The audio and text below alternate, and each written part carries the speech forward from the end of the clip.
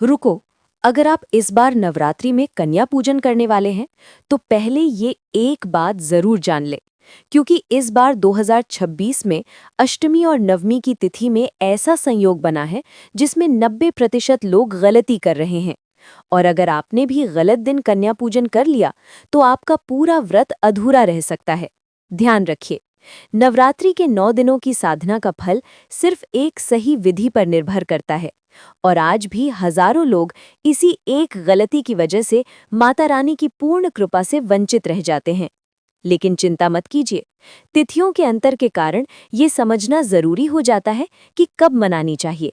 कन्या पूजन का शुभ मुहूर्त क्या रहेगा, और इस वीडियो में हम बताएंगे अष्टमी और नवमी मनाने की सही तिथि, कन्या पूजन का शुभ मुहूर्त, कन्या पूजन की पूरी विधि एवं नवरात्रि व्रत का पारण किस समय करना उचित होगा, और वो खास नियम जिससे माता रानी तुरंत प्रसन्न होती हैं। इसलिए वीडियो को अंत तक जरूर देखें और कमेंट में लिखें जय माता दी। नमस्कार भक्तों, आप सभी का स्वागत है आपके अपने चैनल व्रत कथा कोश में। नवरात्रि ये सिर्फ एक पर्व नहीं, ये माँ दुर्गा की शक्ति, भक्ति और विश्वास का संगम है। इन 9 दिनों में भक्त अपनी पूरी श्रद्धा से माँ की उपासना करते हैं, लेकिन इस साधना का सबसे महत्वपूर्ण दिन होता है अष्टमी और नवमी। अब सबसे बड़ा सवाल, अष्टमी कब है, नवमी कब है? ध्यान से सुनिए, ये बहुत जरूरी है। पहला, अष्टमी तिथि शुरू 25 मार्च दोपहर 1:51 पर, समाप्त 26 मार्च सुबह 11:49 पर। इसलिए अष्टमी 26 मार्च गुरुवार को मानी जाएगी। नवमी तिथि शुरू 26 मार्च सुबह 11:50 पर, समाप्त 27 मार्च सुबह 10:06 पर। इसलिए नवमी 27 मार्च शुक्रवार को मनाई जाएगी। लेकिन यहाँ एक रहस्य है, कुछ लोग 26 मार्च को ही अष्टमी और नवमी दोनों कर रहे हैं। अगर आप भी ऐसा सोच रहे हैं, तो आगे की बात बहुत ध्यान से सुनिए। शास्त्रों में कहा गया है, नवरात्रि के 9 दिन की साधना का फल कन्या पूजन से ही पूर्ण होता है। अगर कन्या पूजन सही दिन और विधि से न किया जाए, तो व्रत अधूरा माना जाता है। इसलिए सही तिथि जानना बेहद जरूरी है। बहुत समय पहले की बात है, एक भक्त ने पूरे 9 दिन तक माँ दुर्गा का व्रत रखा, पूरी श्रद्धा से पूजा की, भजन किया, उपवास किया। लेकिन जब अष्टमी आई, तो उसने बिना तिथि समझे गलत समय पर कन्या पूजन कर लिया। उस रात उसे स्वप्न में माँ दुर्गा के दर्शन हुए। माँ ने कहा, तुम्हारी भक्ति सच्ची थी, लेकिन विधि में भूल हो गई, इसलिए तुम्हारा व्रत पूर्ण नहीं हुआ। भक्त रोने लगा। तब माँ ने कहा, सही ज्ञान और सही विधि ही भक्ति को पूर्ण बनाती है। तभी से कहा जाता है, भक्ति के साथ सही ज्ञान भी जरूरी है। आइए अब जानते हैं कन्या पूजन की सही विधि। पहला, 2 से 10 वर्ष की 9 कन्याओं को देवी का रूप मानकर आमंत्रित करें।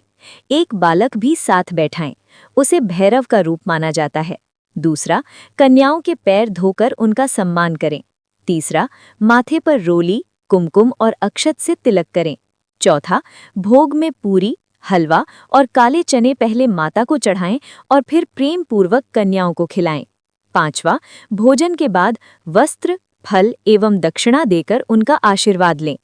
चैत्रीय नवरात्रि में 9 दिन का पर्व होता है, और चैत्र नवरात्रि साल 2026 में 19 मार्च गुरुवार से प्रारंभ हो चुकी है, और चैत्र शुक्ल दशमी तिथि को नवरात्रि व्रत का पारण किया जाता है।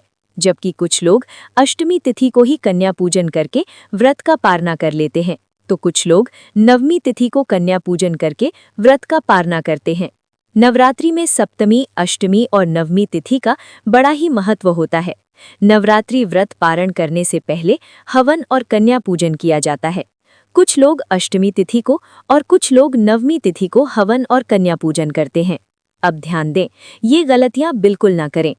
राहु काल में पूजा ना करें, कन्याओं का अनादर ना करें, तामसिक भोजन ना बनाएं। याद रखें, कन्या पूजन बिना व्रत अधूरा माना जाता है। जो भक्त श्रद्धा से नवरात्रि व्रत और अष्टमी या नवमी पर कन्या पूजन करते हैं, उन्हें प्राप्त होता है माँ दुर्गा की कृपा, मनोकामना पूर्ति, घर में सुख समृद्धि, नकारात्मक शक्तियों और संकटों से रक्षा। तो भक्तोगणों, इस बार 26 मार्च को अष्टमी और 27 मार्च को नवमी का पर्व है, तो पूरी श्रद्धा और सही विधि से कन्या पूजन अवश्य करें। और माता से प्रार्थना करें, हे माँ, हमारी हर मनोकामना पूरी करें, हमारे जीवन से दुख, भय और कष्ट को दूर करें। अगर आप सच्चे भक्त हैं तो कमेंट में लिखें जय माता दी। वीडियो पसंद आए तो लाइक करें, शेयर करें और चैनल व्रत कथा कोश को सब्सक्राइब जरूर करें।